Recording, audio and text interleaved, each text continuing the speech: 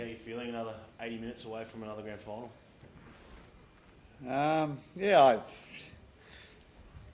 sort of probably having a few mixed feelings at the moment. I thought we really started the game well, but I thought we lost our way with the ball a bit. I think what hung us in today's game was our defence. I thought that really improved, but I just thought we struggled a bit with our attack. Not quite sure why, but just like a bit of communication was out there for a bit. But you got to give the Bulldogs a lot of credit too. They had a few injuries there, and they had to move different people to different positions and whatever. But they kept fighting all the way. So, but like I say, it's really nice to be in another prelim, and I think the nicest thing, especially for the players at this time of year, they get a week off. A week off playing. So that's the thing that hopefully we can use well, and freshen up a little bit. For 2 weeks' time. Big decision tonight to go with Jonah Pez to start. Paid off. Like, why did you go that way, and how impressed were you with him? I thought he had his moments. There was a couple of times there where, again, probably not playing, with the other guys that often, was an issue. But he done a great job tonight. And the reason we went with him, he's like a more of an organising half, and he's got a really good kicking game, and that's why we went with him, tonight. We've had. Usually sort of takes that role, when he's playing, but with Munn and Wish, that they really good ball runners and great competitors, but we just thought, we needed someone out there that, just someone whose strength is organising, then add a bit of kick into it, and like I say, he done a really good job tonight. Is that, of course, the thing is just for this game, or are you likely to stay that way through the final? Again, a little bit of horses for courses. So we'll see who we're playing next game, and go from there. I don't put any pressure on him, but I think there's a rough chance that Husey might be back. So like I say, we'll hopefully we can make that decision as soon as possible, and then just get it organised, and then the team can train as a team, especially the week leading into our next game. Do you give him every chance, Craig, or do you, like with Jerome, up until, or you make a call early? Yeah, it's a good question. We'll probably make the call reasonably early, or we'd like to, but again, we've got to, if you ask the player, they'll be ready to go, but you've got to, ask the medical people, and so, we'll go through that, and we'll see how he is on Monday, Tuesday, and then, probably make the call there, I'd say. Are you a little bit more hesitant this time around, given what happened when he sort of came back before? Probably not. No, like I say, just sometimes those things can happen, and it doesn't go to plan. You like things to go to plan at this time of year, especially the next game. But if the medical people are not sort of basically 100% sure, or close to that, well, we'll probably leave him out. But again, we'll see what they think, and then we'll see how he's feeling, and then go from there. Is Cameron Munster's leg okay? Yeah, I don't think it's great, but I don't think I don't think it's anything too serious. He was just talking to me about it then, so he said it's really sore, but he'll be right. He cracked a smile as Will was scoring. What were the emotions like as he was streaking over, going length of the field? Yeah, he hasn't played for a while, Will, so I can imagine he was reasonably tired in that run, and we were pretty lucky that the Bulldogs wing was pretty tired too, I think. So Yeah, but like I say, it was a great effort from him, and like he kept backing himself, even though he come up with a couple of errors in the first half, and obviously that's not what we want or need, but it happened. But that's, and you got to deal with that, and I was so happy that he did deal with that and still kept playing, and I thought his contribution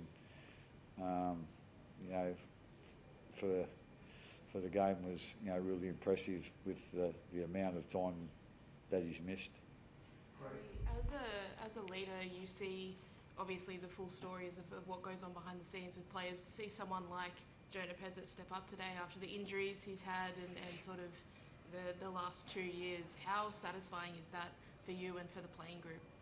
Yeah, I think it's, well, I know you singled out Pez there, and I think he's done a really good job over the last 12, 18 months with his development, and obviously having that injury, the way he sort of went about his business with his rehab and coming in every day, trying to be a good addition to the team and get better and make the place better. I think that's only served him well. But I think there's a lot of guys in our team that, I think they performed well tonight. Big Stefano, he was good.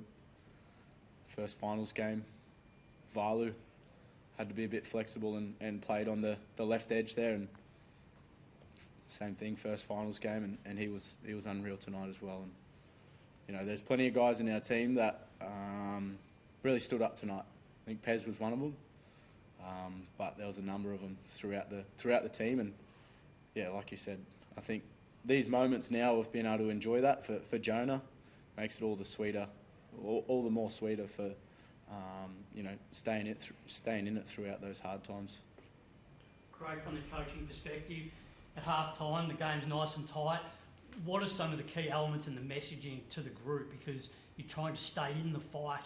Do you have to be calm? Do you have to, or do you just have to go about it and try to say the big moment will come when you can break them, as you did in the latter part of the game?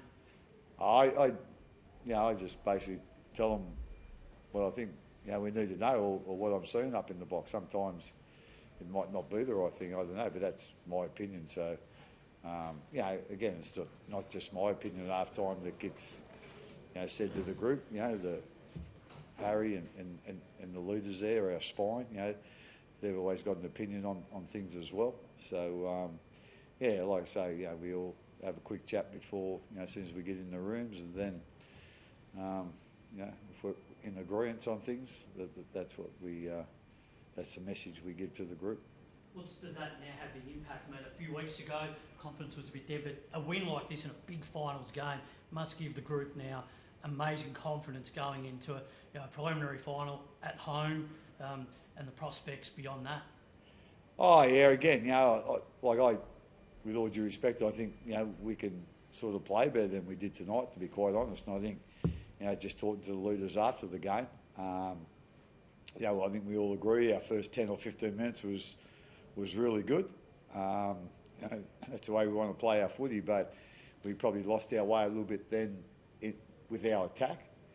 And what probably hasn't been our strength this year has been our defence, especially the last 2 or 3 weeks. But I thought that was what really got us home tonight. And, I'm sure, we'll all work in the next 2 weeks just to improve those things that we need to improve on. But at the end of the day, hopefully we can, defend like that again, but also look at that and improve in some ways as well. So, like I say, it's going to be nice to have a bit of a recovery, but at the same time, we need to get things right and be at our peak, in 2 weeks' time. Craig, I know you've had lots of different successes and things over the years, but what does having, I think it's the 10th prelim in 11 years, what's that mean to you to have the Storm at this level of success? Oh, I didn't sort of know that stat. I think someone said it earlier. That's a pretty good record, to be quite honest. So at the end of the day, we've had some wonderful players here, and I think our biggest, strength has always been we've had a really strong, spine in leaders, and the other strength I think is everybody in the club knows what their role is, and they work bloody hard to get it done. That's players, coaches, strength conditioning coach, physios, whatever. Everyone knows what their role is. That's the most important thing, and then the care that the people have got, they do that job the best they can. Just Kevin Serrano seemed to take issue in here before about the slow play in the ruck. Did you see any issue out there? Not live. We'll have a look at it tomorrow. I'll have a look at it tomorrow, and